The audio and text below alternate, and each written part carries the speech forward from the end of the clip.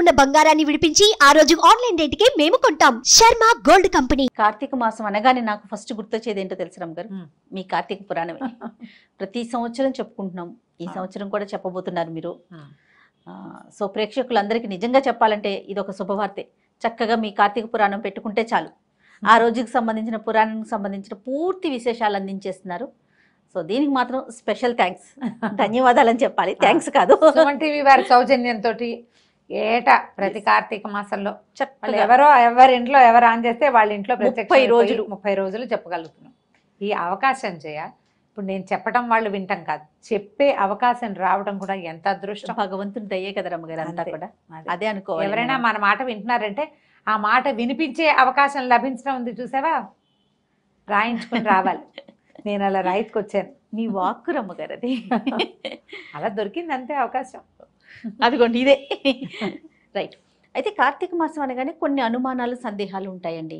ఈ నెల మొత్తం పాటించాల్సిన నియమాలు కానీ, ఎలాంటి జాగ్రత్తలు తీసుకోవాలి, కొన్ని అడ్డంకులు వస్తాయి, అలాంటప్పుడు ఏం చేయాలి, ఇలాంటి సందేహాలు ఉన్నాయి రమ్మగారు. అయితే సందేహాల కంటే ముందు బ్రీఫ్ గా అసలు కార్తీక మాసం మనం ఏం చేయాలి ముందు అది మాట్లాడుకున్నాక తర్వాత సందేహాల గురించి మాట్లాడుకుందాం. అలాగే మొదట స్నానం కార్తీకంలో, తర్వాతది దీపం, తర్వాతది దానం, ఉపవాసం, ఇవి ఇంపార్టెంట్. అలాగేనండి. కార్తీక స్నానం అంటే పొద్దున్నే లేచి ఎర్లీ మార్నింగ్. నీ ప్రశ్న అదే కదా, ఎప్పుడు అని. ఎర్లీ మార్నింగ్ ముందు వాక్యాలు చెప్పేస్తా పూర్తిగా. తెల్లవారుజామున సూర్యోదయానికంటే ముందు, ప్రాతకాలం కంటే ముందే స్నానం చేయటం. ఈ స్నానము ఒట్టిగా ఇంట్లోనే కాకుండా వాపి కూప తటాకాదుల్లో స్నానం చేస్తే, అంటే నుయ్యి కానీ, బావి కానీ, దిగుడు బావి కానీ, ఎక్కడైనా చెరువు కానీ, స్విమ్మింగ్ పూల్ కాదు స్విమ్మింగ్, పాండ్ కానీ, నది కానీ, సముద్ర స్నానం నెలలో ఒకరోజు చేస్తాం. వీటిలలో ఎక్కడైనా స్నానం చేయటం. స్నానం చేసిన తర్వాత దేవాలయ దర్శనం ఒకటి ఇంపార్టెంట్గా చెప్తారు. కార్తీకానికి దీపం చాలా ముఖ్యం. ఇది ఆశ్వేజ మాసం తర్వాత వచ్చేటువంటి కార్తీకం అంటే శరదృతువు. ఇప్పుడు మనకి శ్వాసకోశాలకు సంబంధించినటువంటి సమస్యలు వస్తాయి, తప్పకుండా దీపం పెట్టుకోవాలి. ఆ దీపారాధన తాలూకు ఆ ధూమాన్ని పీల్చడం వల్ల ఆరోగ్యం బాగుపడుతుంది. కార్తీక దీపంలో పరమేశ్వరుడు ఉంటాడు, ఇది మెయిన్. తర్వాత దానం చేసుకోవటం. దానాలు రకరకాలు, చాలా రకాల దానాలు చేయొచ్చు. తిలా దానం చేయటం, బట్టలు వస్త్రదానం చేయటం, దీపదానం చాలా అఖండమైన ఫలితాన్ని ఇస్తుంది. రకరకాల దాన ప్రక్రియలు. తర్వాత దేవాలయ దర్శనాలు, ఇంట్లో దీపం పెట్టుకోవటం, దేవాలయంలో దీపం పెట్టుకోవటం. చివరిగా ఉపవాసం. కార్తీక నక్తాలని చేస్తారు. పగలల్లా ఉపవాసం ఉండి రాత్రి చుక్కలు చూశాక భోజనం చేయటం నక్తం అంటారు. నక్తము అంటే రాత్రి, కార్తీక నక్తాలు అదే దాని పేరు. లేదా పొద్దున భోజనం చేసేసి రాత్రిపూట ఉపవాసం చేయటం. ఒకటి కార్తీకంలో నక్తాలు చేస్తారు, లేకపోతే పర్వదినాల్లో ఉపవాసం ఉండొచ్చు. అవి ఎట్లా 4 సోమవారాలు, తర్వాత 2 ఏకాదశులు, పౌర్ణమి, అమావాస్య, ఈ తిథుల్లో ఉపవాసం చేయటం. పగలు ఉపవాసం ఉండటం, సాయంకాలము దీపారాధన చేసుకోవడం, భోజనం చేసేయటం. ఈ విధానాల్లో దేన్నైనా తీసుకోవచ్చు. అయితే కార్తీకం అనగానే మనం శివారాధన స్పష్టంగా వింటాం. కానీ ఈ నెలలో ఉన్న ప్రత్యేకం ఏంటంటే, మనం ఒక ప్రధానమైన సంగతి చెప్పుకోవాలి. మా భగవంతుడు కృష్ణుడు చెప్పాడు, మాసానాం మార్గశీర్షోహం అని. నేను మాసాల్లో మార్గశీర్షాన్ని అని చెప్పినప్పటికీ కూడా మార్గశీర్షానికి లేని ఒక అత్యద్భుతమైన ప్రత్యేకత ఈ కార్తీక మాసానికి ఉంది. ఎందుకంటే ప్రథమగా ఆరాధన తెప్పించుకునేవాడు శివుడైనప్పటికీ కార్తీక దామోదర ప్రీత్యర్థమని సంకల్పం చెప్పే శివారాధన చేస్తాం. ఇప్పుడు దామోదరుడు కార్తీకానికి అధిదైవం. అవును. ఈ దామోదరుడు విష్ణు స్వరూపుడు. విష్ణువు నడుముకి తాడు కట్టబడినటువంటి కృష్ణ స్వరూపమే దామోదర స్వరూపం. ఆయనను తలుచుకుని నువ్వు ఏదైనా చెయ్యి. ఆయన తలుచుకుని స్నానం చేయి, ఆయన తలుచుకుని దీపం పెట్టు, ఆయనే తలుచుకుని దానం చేయి, ఆయనే తలుచుకుని శివారాధన చెయ్యి. ఎంత అద్భుతం కదా. ఏదైనా నేను ఒక్కటే అని మేమిద్దరం ఒకటే కదండి. మేమిద్దరం ఒకటే. శివకేశవుల అభేదాన్ని స్పష్టంగా తెలియచేసేది ఈ కార్తీక మాసం. అద్భుతం. ఇది అత్యద్భుతమైన వ్యవహారం. ఇదైతే ఈ శివారాధన, శివలింగానికి శివారాధన చేస్తూనే విష్ణు స్వరూపమైన సాలగ్రామ ఆరాధన చేయటము, సాలగ్రామాన్ని దానం చేయటము కార్తీకంలో విశేషమైనవి. ఈ నెలలో విష్ణువుని తులసితోటి పూజించటం, తులసితో పాటు ఉసిరి చెట్టును కూడా ఉంచి ఇద్దరిని రెండింటిని కలిపి పూజించటం. ఇట్లా తులసి పూజ కూడా చాలా ప్రాధాన్యతని సంతరించుకుంటుంది. చూడు, శివప్రీతి కోసం అభిషేకాలు చేస్తూ విష్ణు ప్రీతి కోసం తులసి పూజ చేసుకుంటాం. దీపాలు తులసి దగ్గరే పెడతాం.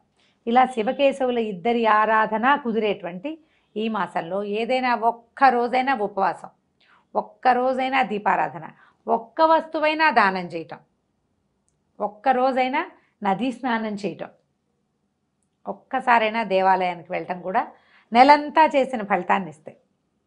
పైగా సంవత్సరంలో ఉండే 12 నెలలు 11 నెలలు ఒక ఎత్తు, ఈ ఒక నెల ఒక ఎత్తు. ఎందుకంటే ఈ నెలలో ప్రతిరోజు పర్వదినమే. ఏ రోజైనా ఆరాధన చేసుకోవచ్చు. ఈ తిథిలో కొన్ని ప్రత్యేక తిథులు ఉన్నాయి. ఏ తిథికి ప్రత్యేకత లేకపోయినా కూడా నువ్వు పూజ చేసుకోవచ్చు. అది కూడా నెల చేసిన ఫలితాన్ని ఇస్తుంది. అంత ప్రత్యేకమైన మాసం కాబట్టి కార్తీకం మీద చాలా ఆసక్తిగా ఉంటుంది. మనం పైన చెప్పుకునే వ్యవహారాలన్నీతో పాటుగా పురాణ శ్రవణం అనేది ఒక పెద్ద వ్యవహారం. అవునండి. ఈ పురాణము ఎవరైనా చెప్తుంటే వినొచ్చు, స్వయంగా చదువుకోవచ్చు. పైవేవీ చేయలేకపోయినా, ఏవి దీపము, దానము, స్నానము, వ్యవహారాలు ఏమి చేయలేం. అనారోగ్యం, ఆరోగ్యం సహకరించకపోవచ్చు. ఏదైనా గర్భవతులు, చంటి పిల్లల తల్లులు, ఇంట వంట లేదు, ఎవరు చెయ్యరు, మన సంప్రదాయంలో లేదు, అయినా కూడా పురాణం వినొచ్చు. దానికి ఎటువంటి అడ్డంకులు ఏ ఆటంకాలు లేవు. ఇవన్నీ చేసిన వాళ్ళకి ఎలాంటి ఫలితం లభిస్తుందో పురాణ శ్రవణం చేసిన వాళ్ళకి కూడా అంత ఫలితం లభిస్తుంది. ఇప్పుడు ఇన్ని లక్షల మందికి పురాణాన్ని వినిపించే వాళ్ళ దానికి ఏం లభిస్తుందో చెప్పు నువ్వు. మహాద్భుతం కదా రమ్మగారు, ఇంకా మాటల్లో చెప్పలేరేమో బహుశా. అంతే. కాబట్టి ఈ వీటిలలో ఏదైనా చేయొచ్చు. ఇది టోటల్గా కార్తీక మాసంలో మనం ఆచరించవలసింది. ఇంకొక ఫైనల్ టచ్ ఏంటంటే, కార్తీకంలో నది స్నానం ముఖ్యమైనది, సముద్ర స్నానం చాలా అద్భుతమైంది. దీంతో పాటుగా వనభోజనం ఒకటి చాలా ప్రముఖమైంది. వనభోజనానికి ఎవరైనా పిలిస్తే నిరాకరించకుండా చక్కగా వెళ్ళండి. ఏమైనా ఎక్కువ ఔషధ వృక్షాలున్న ఫామ్ హౌసుల్లోకి వెళ్ళగలిగితే ఇక మీ అదృష్టం అది. అంతే. అలాంటి అవకాశం లభించడమే అదృష్టం. అందరం కలిసి వెళ్ళి భోజనాలు చేసి తంబోలా ఆడుకోవడానికి మాత్రం కాదు అది. ఎందుకంటే మనం ఇన్ని వృక్షాలు ఉన్న చోటకు వెళ్తే ఆ ఎక్కువ ఆక్సిజన్ని పీల్చగలగటమే మన అదృష్టంగా భావించాలి. చెట్ల కింద కూర్చుని సామాన్యంగా నేల మీద ఆకుపరుచుకుని అన్నం తినడం భగవంతుడు ఈ అవకాశం ఇచ్చాడు. ఇప్పుడు చాలా పరిస్థితులను గడిచొచ్చాం మనం. అవును. అబ్బో ఇప్పుడు ఈ సంవత్సరం హాయిగా తినే అదృష్టాన్ని కల్పించాడు. ఒకసారి భగవంతుడికి ఒక నమస్కారం చేసుకోండి. ఉసిరి చెట్లున్న తోటల్లోకి వెళ్ళగలిగితే మంచి ఆక్సిజన్ లభిస్తుంది. ఈ నెలలో ఉసిరి చెట్టులో కూడా అపరిమితమైన ప్రాణశక్తి ఉంటుంది. అందుకని ఉసిరి చెట్టు తప్పకుండా ఉండాలి అని చెప్తారు. పిందెలు పూత అవి ఉన్న ఉసిరి చెట్లు అయితే ఇంకా మంచిది. తప్పకుండా. అయితే మరి కొన్ని సందేహాలు ఉన్నాయండి. ఎవరైనా చనిపోయారనుకోండి, కార్తీక మాసం వచ్చింది, సంవత్సరం లోపే కార్తీక మాసం వచ్చింది, వారు పూజ చేసుకోవచ్చా, దీపం పెట్టొచ్చా? అంటే ఇప్పుడు సంవత్సరీకం లోపల నిత్య దీపారాధన ఎవరైనా చేసుకునేది. మామూలుగా చేసుకుంటాం. ఓకే, చేసుకోవచ్చు. దీపారాధన చేసుకోవచ్చు. ఒకసారి ఎక్కడైనా దేవాలయంలో నిద్ర చేసిన తర్వాత దేవాలయ దర్శనానికి వెళ్ళొచ్చు. కాకపోతే పర్వదినాల్లో పూజా విధానాలు చేయరు. సంవత్సరం లోపే దేవాలయ దర్శనానికి వెళ్ళొచ్చు. ఏవో కొన్ని కమ్యూనిటీస్లో అది ఏడాది పాటు గుళ్ళోకి వెళ్ళకూడదనే నియమం ఉంటుంది, కానీ అలా చెప్పటం లేదు జయ. కొండలు ఉన్న ఎక్కే చోటికి వెళ్ళకూడదని ఒక సిద్ధాంతం చెప్తారు. కొండలు ఎక్కే దేవాలయాలకి వెళ్ళకూడదు అని. మేము పాటించలేదు జయ. మేము మా పురోహితుని అడిగితే మొక్కులు తీర్చుకోవద్దు కానీ దేవాలయ దర్శనానికి వెళ్ళమన్నారు. ఓకే. ఇప్పుడు కూడా మనం ఏడూర్లు ఈ సంవత్సరీకాల లోపల మీరు ఏదైనా దేవాలయానికి వెళ్తే గోత్రనామాలు చెప్పి అర్చన చేయించుకోకూడదు. దేవాలయ దర్శనం చేసుకోవచ్చు, ఏమీ తప్పులేదు. ఈ పర్వదినాల్లో చేసుకునేటువంటి దీపారాధన అంటే ఇప్పుడు ప్రత్యేక ఆరాధనలు చేస్తాం కదా, వాకిట్లో దీపం పెట్టడం, ఆకాశ దీపాలు పెట్టడము, తులసి దగ్గర ప్రత్యేకంగా దీపం పెట్టడం, పౌర్ణమి రోజు చేయటము అవి చెయ్యొద్దు. నిత్య దీపారాధన పెట్టుకోవచ్చు, తప్పులేదు. ఓకే. ఇప్పుడు పీరియడ్స్ టైంలో ఇప్పుడు నెలంతా పెడతాము సాధారణంగా. కార్తీక మాసంలో ఒక 5-6 రోజులు పెట్టలేకపోతాం కదా, అప్పుడు ఏంటండి ఏమన్నా ఇబ్బంది అనిపిస్తుందా? ఇబ్బంది అనిపిస్తే మానేస్తాము. ఒకవేళ మీకు అవకాశం ఉండి మీరు పక్కన కూర్చుని ఇంట్లో ఎవరైనా పెట్టేటది పెట్టుకోవచ్చు. మీకు అవకాశం లేదు, మీరు ఇంట్లోనే ఉంటారు, ఆ 5 రోజులు మానేయండి. 5వ రోజున 4వ రోజున స్నానం చేస్తారు.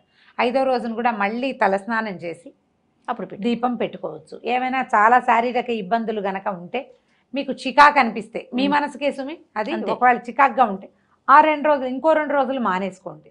తర్వాత దీపాలు కంటిన్యూ చేయొచ్చు. ఈ పోయిన 7 రోజుల పుణ్యాన్ని నేను ఎలా సంపాదించాలని దిగులు పడద్దమ్మా. ఎవరికి ఏది ప్రాప్తమో ముందే చెప్పుకున్నాం కదా, ఇక్కడ రాసుకొస్తాం మనమని అవును కదా.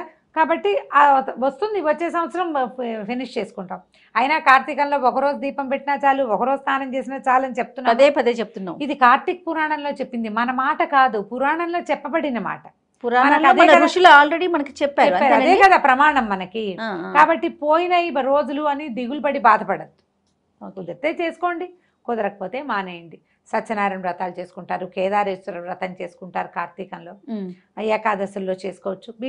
మీ ఓపిక, ఈ రోజు తప్పించి ఇంకో రోజు చేసుకోండి అంతే. ఓకే. నూనెని ఎలాంటి నూనె వాడాలి రమ్మగారు? ఇప్పుడు నెల రోజులు మనం దీపం పెట్టుకుంటాం, తులసి దగ్గర పెడతాము, కొంతమంది గుమ్మాల దగ్గర కూడా పెట్టుకుంటారు కదా, ఎలాంటి నూనె మంచిది, ఎలాంటి తైలం? దేవుడి దగ్గర అయితే ఆవు నెయ్యి, లేదా ఆవు నెయ్యి రోజు పెట్టలేము అనుకుంటే పర్వదినాల్లో ఆవు నెయ్యి. వాకిళ్లలో నువ్వుల నూనె. నువ్వుల నూనెలో దీపం నూనె తేవద్దు, అంటే దీపం నూనె అని ప్రత్యేకంగా కనపడుతుంది, అది పూర్తి స్థాయి నువ్వుల నూనెగా మాత్రం భావించబడట్లేదు కాదు. అవును. కాబట్టి మంచి నువ్వుల నూనె, ప్రశస్తమైన నూనె పడుకోండి. ఇళ్ళల్లా పెట్టకండి దీపాలు, ఒక్క దీపమే పెట్టుకోండి తులసి దగ్గర. చాలా లీటర్ నూనె నెలకు వచ్చేస్తుంది మనకి. అవును. చాలా పెడితే బోళ్ళంత నూనె కావాలి, బోళ్ళు ఖరీదు అని బాధగా ఉంటుంది. ఇబ్బందులు ఎవరికైనా ఉంటాయి కదా, ఆర్థికమైన ఇబ్బందులు తప్పవు, ఆలోచిస్తాం. అవును. ఎలాగోలాగా ఏదో ఒకటి పెట్టద్దు. పోనీ ఇన్ని రోజులు పెట్టలేరు, కేవలం పర్వదినాల్లో మాత్రమే పెట్టండి, మంచి నూనెతోటి పెట్టండి. ఆ దీపము దైవానికి చేరుతుంది ఒకటి, దానివల్ల మనకి కొంత ఆరోగ్యానికి, పర్యావరణానికి మేలు జరుగుతుంది. ఈ రెండింటిని గట్టిగా ఆలోచించండి, ఇదే ఇంపార్టెంట్. నెలంతా ఏదో ఒక నూనెతో దీపం పెట్టడం కాదు, పెట్టిన దీపం సజావైనది కావాలి మనకి. ఎందుకంటే ప్రధానంగా ఇప్పుడు తైలే లక్ష్మి జలే గంగా అని చెప్తారు. ఆ జలంలో గంగ ఉంటుంది కాబట్టి స్నానం చేయాలి, తైలంలో లక్ష్మి ఉంటుంది కాబట్టి వెలిగించాలి. తైలము అంటే ఏమిటి? తిలల నుంచి తీసింది, నువ్వుల నూనె. తర్వాత రమ్మగారు, ఇప్పుడు నది స్నానం, సముద్ర స్నానం కూడా చేయాలనుకుంటున్నాం కదా, మరి ఇప్పుడు అవకాశాలు ఉండవు, అప్పుడు ఏంటండి? నది పరివాహక ప్రాంతాల్లో పల్లెటూళ్ళల్లో ఉండేవాళ్ళు అదృష్టవంతులు. అంతే. పూర్వం అట మనకి ఎక్కడ మాఘ పురాణాల్లోనో కార్తీక పురాణాల్లో కూడా చెప్తారు, అట్లా వీళ్ళ ఊరంతా వెళ్ళిపోయి నది ఉన్న ప్రాంతానికి వెళ్ళి అక్కడ నివసిస్తారు. ఈ మాసం అంతా తీర్థానికి వెళ్తారు. ప్రతిరోజు పిల్లల్ని అక్కడికి తీసుకెళ్తారు, దూరం వెళ్ళి పూజ చేసుకుని తిరిగి వస్తారు. అది వేరే పనులు చేయరు, ఈ పని చేసేవాళ్ళట ఇది వరకు. Okay okay. మా వాళ్ళు ఎవరో 2-3 కూడా అట్లాగే చెప్తారు, నదులున్న ఊళ్ళల్లోకి వెళ్ళిపోయి ఉండిపోతాము చేసుకునే వాళ్ళము అని. రోజు నదీ స్నానం కోసం మా అమ్మగారు అట్లా వెళ్ళేవారు, రాజమండ్రి వెళ్ళిపోతుండేవారు స్నానం చేయటం, రోజు గోదావరిలో స్నానం చేయటం కోసం. అవకాశం ఉంటే సరే. ఇప్పుడు బావులు లేవు, నూతులు లేవు, ఉన్నవేమో హ్యాండ్ పంపులు కూడా లేవు. అసలు హ్యాండ్ పంప్ ఉన్న అదృష్టవంతులే చేయవాళ్ళు. ఎందుకంటే భూగర్భ జలాలతో స్నానమే ఇప్పటి నియమం. చలి రోజులు కదా, అవును, వేడి నీళ్లు పోసుకుంటే గానీ ప్రాణం ఇదిగా ఉండదు. ఇప్పుడు మనకి ఏమవుతుంది, ఇది ఒక సైంటిఫిక్ రీజన్ ఉందమ్మా, దీని వెనకాల బాగా మనం అర్థం చేసుకోవాల్సింది. ఆశ్వీజ కార్తీకాలు శరదృతువు, దాని ముందున్న వర్షాకాలంలో కూడా అప్పుడప్పుడు సర్రమంటూ ఎండొస్తుంది. అవును. ఇక్కడికి వచ్చేసరికల్లా సూర్యుడు చల్లబడ్డం మొదలు పెడతాడు. ఆశ్వీజంలో కొంచెం పర్వాలేదుగా ఉంటాడు. కార్తీకం వచ్చేసరికల్లా సూర్యుడు తగ్గిపోతాడు, పగళ్ళు చిన్నవి, రాత్రుళ్ళు పెద్దవి. మనకి ఎక్కడి నుంచి వేడి వస్తుంది? వేడి కావాలి కదా, సూర్యుడే కదా మన వేడికి కారణం. ఇప్పుడు మనకి అన్నం అరుగుతోంది, రాత్రిళ్ళు నిద్రపోతున్నాము అంటే సూర్యుడు ఒకడు ఉండబట్టి, లేకపోతే మన వల్ల కాదు. అవును. మనకు ఆరోగ్య సమస్యలు లేవు భారతీయులకి, చాలా తక్కువ. మిగిలిన దేశాలతో పోలిస్తే మనం చాలా బెటర్గా ఉన్నామని. మనకి ప్రధానమైన కారణం సూర్యుడు సమతుల్యంగా ఉండటం వల్ల. ఎప్పుడు సూర్యుడు సమతుల్యంగా ఉండలేడో అప్పుడు అగ్ని ఆరాధన చేయమంటారు. అగ్ని ఎక్కడుంటాడు? మనం వెలిగించే దీపాల్లోనూ, భూగర్భ జలాలలోనూ. జలంలో అగ్ని ఉంటుంది. ఇప్పుడు ఎట్లా ఉంటుంది? మామూలుగా పైకి చూస్తే ముట్టుకుంటే అమ్మో అని చలేస్తుంది, దిగాక చలేదు. అవును. నీళ్ళ లోపల భూ సంబంధమైన జలాలలో అగ్ని ఉంటాడు. ఆ వెచ్చదనం కనుక మనకు ఒంటికి అలవాటైందా, మీరు చూడండి ఓవర్ హెడ్ ట్యాంక్లో నీళ్లు చల్లగా ఉంటాయి. అదే అప్పుడు బోర్ వేయించుకున్నాం అనుకో, వెచ్చగా వస్తాయి నీళ్ళు. అవకాశం ఉన్న వాళ్ళు బోర్ వాటర్ తోటి స్నానం చేయండి. ఇంట్లోనే స్నానం చేస్తాం. ఇంట్లో స్నానమే నీచ స్నానం అని చెప్తారు కార్తీక పురాణంలో. అన్నిట్లలో అదేనే నీచమైంది. సూర్యోదయం అయిపోయిన తర్వాత చేసేది కూడా నీచ స్నానమే. ఇప్పుడు 6:15, 6:20, 6:10కి సూర్యోదయం అవుతుంది అనుకో, దానికి ఒక్క నిమిషం ముందు చేసినా సరే. తర్వాత ఇంట్లోనే స్నానం చేస్తాం. బోర్ వాటర్కి ట్రై చేయండి అవకాశం ఉంటుంది. లేదు ఏం చేస్తాం, ఓవర్ హెడ్ ట్యాంక్లో నీళ్ళే చలేస్తూ ఉంటుంది. ఆ నీళ్లు బకెట్ నింపుకుని హరగంగే అని నీళ్లలో గంగాదేవిని ఆవాహన చేసుకోవటం. మంచి శ్లోకం ఉంది. గంగే చైమునోయి చైవ గోదావరి సరస్వతి నర్మదే సింధు కావేరి జలేస్మిన్ సన్నిధిం కురు అని. గంగే చ యమునే చైవ గోదావరి సరస్వతి, గంగా యమున గోదావరి సరస్వతి, నర్మదా సింధు కావేరి. కావేరీ నది స్నానం అత్యంత ప్రసిద్ధమైనది, చాలా ప్రత్యేకమైనది అనిగా కార్తీక పురాణంలో చెప్తారు. కావేరి మంచిది. చేయగలుగుతామో లేదు, అందుకని ఆ నదులన్నింటినీ ఇక్కడే సన్నిధిగా చేయనైనా అని దండం పెట్టుకోవటం. ఆ నీటిని హరగంగే అని చెంబుతో ఎత్తి నెత్తి మీద పోసుకోవడం అంతే. ఇంట్లో చేసినా మరి ఇలాగే చేయాలి. అందుకని నెలలో ఒక్కరోజైనా నదీ స్నానానికి ట్రై చేయండి తప్పకుండా. దానికోసం పల్లెటూళ్ళకి వాటికి వీటికి నదీ పరివాహక ప్రాంతాలకి మన ఫ్రెండ్స్ చుట్టాలు అక్కయ్యలో మామయ్యలో ఉంటే ఓ మాట వెళ్ళి ఒక్కసారైనా నదీ స్నానం తెల్లవారుజామునే సూర్యోదయానికి ముందే చేసేసి దగ్గరలో ఉన్న శివాలయంలో దర్శనం చేసుకుంటే కార్తీక ఫలితం అమోఘంగా లభిస్తుంది. చాలా సందేహాలు చెప్పారు అమ్మగారు. అయితే చూసిన తర్వాత ఇంకా కొన్ని సందేహాలు మాకు వస్తూ ఉంటాయి, వచ్చినప్పుడు మీ ముందు పెడతాను, ఇంకొక వీడియో రూపంలో చేద్దామండి. పురాణం వినండి అమ్మా తప్పకుండా. ప్రతిరోజు పొద్దున్నే పురాణం ఎప్పుడు వినాలి అదొక డౌట్ వస్తుంది ప్రతిసారి. అది చెప్తూనే ఉన్నా మళ్ళీ చెప్తా. పొద్దున్నే వినగలిగితే మహత్తరంగా ఉంటుంది, సాయంత్రం వినగలిగినా మహత్తరంగానే ఉంటుంది. పడుకునే లోపల పురాణం వినండి. కార్తీక పురాణం వింటే విశేషమైన ఫలితం లభిస్తుంది. మీరు ఏమి చెయ్యలేకపోయినా కూడా అంత ఏమి దిగులు పడక్కర్లేదు, ఇది విన్నా కూడా అలాంటి ఫలితం లభిస్తుందని పురాణంలోనే చెప్పారు. తప్పకుండా. కాబట్టి పూజ చేసుకున్నాకో చేయకుండానో పొద్దున్నే చేద్దామా సాయంత్రం చేద్దామా, పొద్దున్న దీపం పెట్టలేము సాయంకాలం పెట్టచ్చు, సాయంకాలం అయినా పెట్టండి. పెట్టడం ముఖ్యం ముఖ్యం అంతే. రైట్. నమస్తే. నమస్తే.